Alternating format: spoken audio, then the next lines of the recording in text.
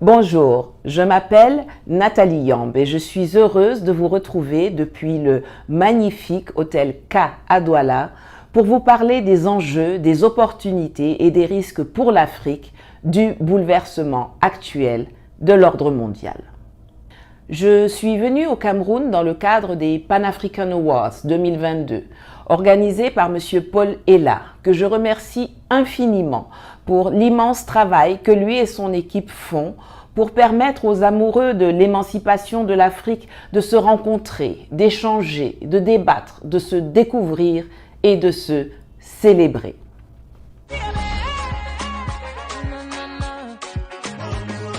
Les Pan African Awards sont de retour, l'incontournable événement panafricain qui célèbre l'Afrique et ses illustres représentants. J'ai eu 2 prises de parole lors de cet événement panafricain, avec des co-conférenciers de grande qualité comme le professeur Jean-Emmanuel Pondy, Jules Domché de Vox Africa ou notre hôte Paul Ella.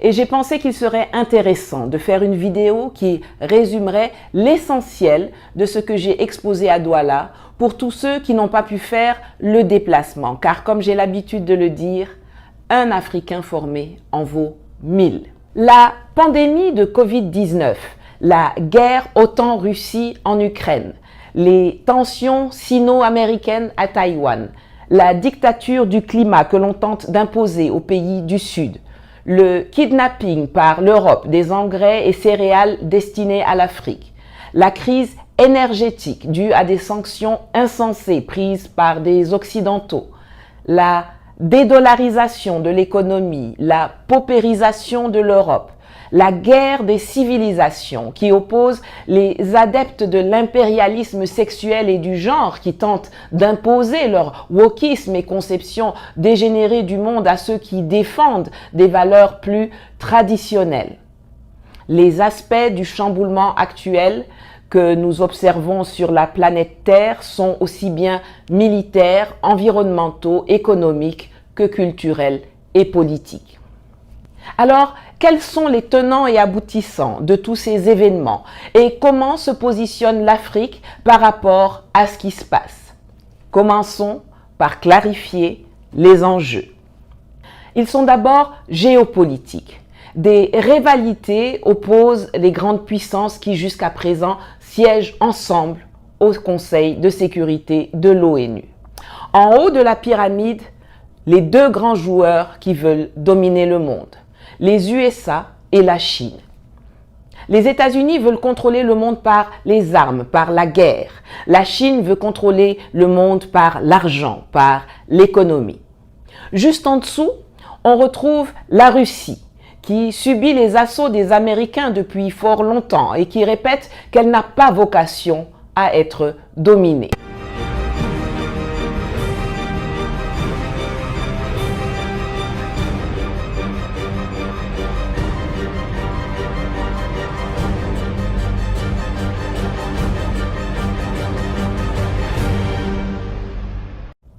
La Russie aujourd'hui a la nostalgie du partage du monde conclu par les accords de Yalta, signés en 1945, qui attribuaient aux vainqueurs de la Deuxième Guerre mondiale différentes zones d'influence dans le monde. Le 4 février 1945, alors que la Seconde Guerre mondiale fait rage, les puissances alliées se réunissent dans le plus grand secret à Yalta en Crimée pour une conférence au sommet. Le Premier ministre britannique Winston Churchill et le président américain Franklin Roosevelt, très affaiblis par la maladie, sont arrivés en avion depuis Malte accompagnés d'une délégation de 700 personnes. Ils sont reçus sur le tarmac de l'aérodrome par le ministre des Affaires étrangères russe Molotov. De son côté, Joseph Staline, le maître de l'Union soviétique, a directement rejoint la cité balnéaire par le train. Au palais Livadia, durant une semaine, les 3 grands vont négocier le sort de l'Allemagne et du Japon et préparer l'après-guerre. Au cours des 7 jours que dure la conférence, les points essentiels abordés sont l'occupation de l'Allemagne vaincue, la restauration de la Pologne, la mise sur pied d'une organisation des Nations Unies et l'entrée en guerre de l'Union soviétique contre le Japon. Le 11 février, la dernière séance est levée. Un communiqué de presse informe le monde qu'une conférence internationale s'est déroulée en Crimée. Dans la déclaration finale, Les trois grands réaffirment leur volonté d'une capitulation inconditionnelle de l'Allemagne et s'accordent sur son partage en 4 zones d'occupation. Les prétentions de l'Union soviétique sur la Pologne sont satisfaites en contrepartie de son adhésion au projet des Nations Unies et l'engagement d'intervenir contre le Japon après la capitulation allemande. La conférence de Yalta entérine les rapports de force établis sur le terrain. À Yalta, les puissances alliées consacrent de fait des zones d'influence et le glacis territorial et politique qui conduiront à la guerre froide. Dans cette optique, la Russie ne vient en Afrique que dans le cadre de son combat avec l'Occident. Elle ne vient pas ici parce qu'elle nous aime particulièrement. Elle vient d'une part parce que les autres signataires de Yalta ont empiété sur son précaré et qu'elle veut leur rendre la monnaie de leurs pièces, et elle vient d'autre part dans l'optique d'augmenter son bargaining power lorsqu'il s'agira de s'asseoir à la table de négociation pour mettre fin au conflit. La Russie va forcément négocier son retrait de l'Afrique contre quelque chose. On ne sait pas quoi, mais une chose est certaine, la négociation entre les grands joueurs aura lieu. En dessous, il y a la France. Évidemment absente de Yalta puisque seuls les vainqueurs de la guerre y étaient et que la France, alliée d'Adolf Hitler, n'a pas gagné la guerre, elle joue sa survie. Sans l'Afrique, la France est finie. La Russie n'a pas besoin de matières premières africaines, elle en a à foison chez elle. Les USA aussi ont plein de ressources chez eux, du gaz, du pétrole, ça roule. On voit d'ailleurs actuellement que la crise énergétique ne les secoue pas comme elle secoue les Européens. La Chine aussi est bien pourvue et quand elle intervient dans le domaine des matières premières en Afrique, c'est plus souvent pour empêcher les autres d'y accéder que par un besoin viscéral. Les seuls qui n'ont rien, c'est les Français. Sans l'Afrique, la France, c'est la Grèce, c'est le Portugal. Et c'est dans cette ambiance que se tiennent des sommets France-Afrique, Chine-Afrique, États-Unis-Afrique, Royaume-Uni-Afrique, Union européenne-Afrique, Russie-Afrique, qui démontrent pourtant que l'Afrique est un enjeu pour tout ce monde. L'Afrique, c'est une immensité territoriale, travestie dans la représentation cartographique. C'est la plus grosse réserve de matières premières et de ressources humaines du monde. C'est le plus gros potentiel de marché. L'Afrique devrait donc être en position de force puisqu'elle est convoitée par tous. Mais au lieu d'être courtisée comme une belle dame que tous rêvent de conquérir, elle est plutôt déchiquetée comme un vulgaire morceau de viande que les hyènes s'arrachent. Car il ne s'agit malheureusement pour eux pas de la faire éclore, mais plutôt de la maintenir dans le sous-développement tout en la soustrayant aux appétits des autres. Quand ils font leur sommet, comme celui qui vient de s'achever à Washington, ce n'est pas réellement aux laquais qui font office de chefs d'État africains qu'ils s'adressent, mais c'est entre eux, charognards, qu'il se passe des messages. On dirait malheureusement qu'il n'y a que les dirigés africains qui ne comprennent pas qu'il y a urgence à se positionner par rapport à cela et à poser des actes importants dans l'épisode géopolitique dans lequel nous nous trouvons. Comment peut-on expliquer que les présidents africains se soient rendus à Washington sans avoir pris la peine de se réunir au préalable pour convenir d'une stratégie commune avant la rencontre? Soyons sérieux. Qu'est-ce que le Malawi ou le Gabon peuvent aller négocier devant les États-Unis? Quel poids ont nos pays pris individuellement? Quelle est la politique européenne, américaine, asiatique des États africains? À cause de leur absence totale de leadership, de vision et d'union, l'Afrique, comme à son habitude, s'est trompée d'enjeu, a raté les opportunités, n'a pas anticipé les risques et doit sans surprise en supporter de plein fouet les conséquences négatives. Mais cette fois, contrairement aux autres bouleversements de l'ordre mondial qui ont conduit à notre esclavage à travers la traite arabo-musulmane et occidentale, à notre colonisation, à nos indépendances factices, à notre érection en tiers-monde et à notre statut de mendiants congénitaux, demandeurs permanents d'aide depuis plus de 60 ans, si bien incarné par l'actuel président de l'Union africaine Macky Sall, des chances réelles existent pour que nous changions les perspectives. Nous sommes dans une phase de basculement entre mondialisation et mondialisme que l'on essaie d'accoucher au forceps. La mondialisation, c'est ce que l'on a connu après la chute du mur de Berlin. La liberté de commerce, la délocalisation des entreprises, l'ouverture des frontières qui ont engendré le boom des nouvelles technologies, des GAFAM et compagnie. Le mondialisme, c'est ce que les gens qui se réunissent chaque année à Davos, en Suisse, essayent d'installer.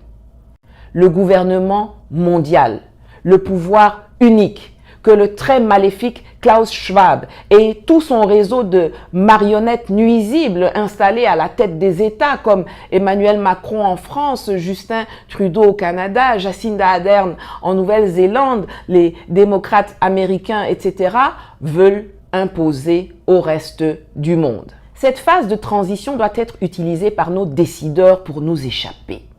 La gestion de Covid-19 était une opportunité en or pour shifter vers le recentrage sur soi, pour inscrire le sceau de la souveraineté et de l'autonomie sur nos politiques économiques, sanitaires, agricoles, culturelles, éducatives, monétaires. Je l'ai démontré, ni les États-Unis, ni la Chine, ni la Russie, ni la France avec l'Europe n'ont un véritable souci du développement de l'Afrique. Les seuls qui peuvent et doivent se préoccuper du développement de l'Afrique, ce sont les Africains eux-mêmes. Or, toute personne se souciant de l'Afrique doit tout d'abord se poser la question du financement de son développement, car celui-ci coûte très cher. L'un des freins au développement de l'économie africaine est l'épineux problème de la disponibilité des financements. Pourtant, l'Afrique dispose d'un énorme potentiel en ressources naturelles. Ce potentiel reste sous-exploité ou alors son exploitation n'intègre pas la transformation sur place qui est susceptible de générer de la valeur ajoutée et de la richesse sur le continent. L'Afrique ne représente qu'une portion congrue des ressources financières en circulation dans le monde. Son accès à ces ressources se fait à des taux prohibitifs et parfois des conditions restrictives de souveraineté de nos États. L'Afrique reste trop dépendante de l'aide publique au développement qui semble ne plus correspondre à nos besoins. Est-ce que l'Afrique, qui possède plus de la moitié des matières premières de la planète, va continuer de les vendre aux conditions actuelles, c'est-à-dire à des prix fixés par les autres, avec des accords léonins, où nous, propriétaires des ressources, avons une part de 10%, tandis que les autres ont 90%? Est-ce que nous allons continuer d'exporter les matières brutes alors que la richesse se trouve dans la valeur ajoutée? Est-ce qu'on va continuer de vendre les fèves de cacao, le pétrole brut, la terre contenant la poussière d'uranium ou d'or ou le yellow cake? Nos matières premières doivent être transformées ici, chez nous, utilisées et consommées ici par nous, pour contribuer à notre développement. Et seuls les surplus qui n'ont pas été absorbés par le marché local, et par marché local, j'entends le marché national, mais aussi régional et continental africain, seuls ces surplus doivent être exportés. Il est essentiel de bien poser les problèmes pour arriver aux bonnes solutions. Or, actuellement, la plupart de nos politiques ne le font pas. Beaucoup de nos pseudo-intellectuels et économistes ne le font pas. Et c'est parce qu'une immense partie de ceux qui devraient s'atteler à cette tâche sont défaillants que les gens de l'extérieur peuvent venir tenter d'embrouiller les populations africaines en dénigrant les porteurs de vérité que nous sommes, avec Kémy Séba, Mamadou Koulibaly, Guy Marius Sagna, Franklin Nyamsi, Farida Nabourema, Tanoum Lele, Paul Ella, Aminata Traoré, Banda Kani, Julius Malema, Ousmane Sonko, Alpha Blondy, etc. La guerre d'information et d'influence bat son plein et ce n'est pas à vous que je vais la prendre. J'en suis l'incarnation, moi qui ai été expulsé de Côte d'Ivoire pour avoir dit la vérité lors d'un de ces sommets et qui vient d'être interdite d'entrée et de séjour en France pour vous parler depuis mon salon. Les médias français et occidentaux nous présentent comme des agents de la Russie, comme si un Africain n'était pas suffisamment intelligent et humain pour penser par et pour lui-même. Ce narratif est diffamant, raciste et méprisant. Je répète, diffamant, raciste et méprisant. Les États étrangers se sont dotés de moyens de communication dédiés à leur propagande et à défendre leurs intérêts chez nous. RFI, France 24, AFP, Le Monde, Libération, Jeune Afrique pour la France, TV5 et Arte pour l'Europe, BBC pour l'Angleterre, CNN et Voice of America pour les États-Unis, Deutsche Welle pour l'Allemagne, Sputnik et Russia Today pour la Russie, Radio Chine Internationale, CGTN et Xinhua pour la Chine, Anadolu et TRT pour la Turquie. Pas plus tard que ce matin, je découvre un article qui regurgite toutes les accusations rocambolesques et jamais prouvées à l'endroit de Kémy et moi sur le site d'un sombre média américain. Une petite recherche et hop, on découvre que Coda Story est financé aussi bien par le gouvernement américain que l'Union européenne et l'OTAN. Comme eux reçoivent des sacs de cash pour soutenir les lignes de leurs donneurs d'ordre, ils pensent qu'il en est de même pour tous. Mes camarades et moi, nous déchirons le voile du mensonge et de l'hypocrisie qui ont été les fondamentaux des relations internationales depuis trop longtemps. Nous éveillons les consciences, nous ouvrons les yeux, nous changeons le narratif et la mentalité non seulement des Africains du continent et de la diaspora, mais également des peuples ailleurs. Mais que font les États africains pour épauler les combattants en première ligne que nous sommes? Qui avons-nous?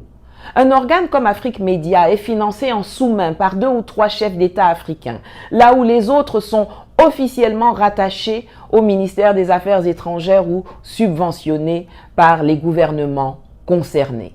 Mesdames, messieurs, dans vos palais, vos ministères, vos hémicycles, vos entreprises, vos amphis, la lutte s'assume et les combattants doivent être soutenus.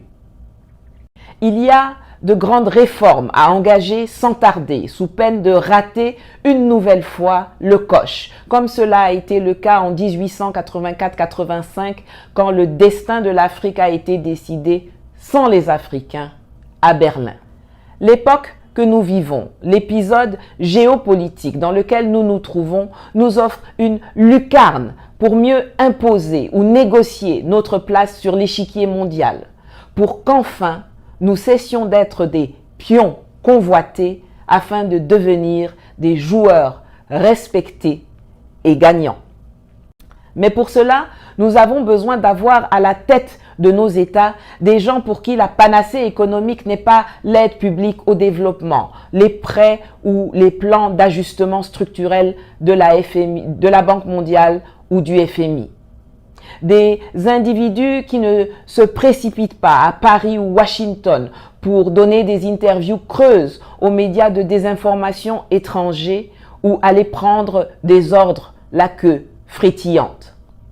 Des personnes qui comprennent que l'exceptionnelle chance qui nous est offerte de redevenir des femmes et des hommes libres ne consiste pas à aller quémander un strapontin au G20 ou au Conseil de sécurité de l'ONU conçu pour pérenniser la domination des autres sur nous, mais plutôt des leaders, des femmes et des hommes de conviction, des patriotes audacieux qui n'ont pas peur de faire table rase, de mettre en place de nouveaux cadres et de réformer nos programmes scolaires, notre agriculture, notre pharmacopée, nos armées, notre foncier, nos constitutions et qui sont animés par l'irrépressible volonté de redevenir souverains.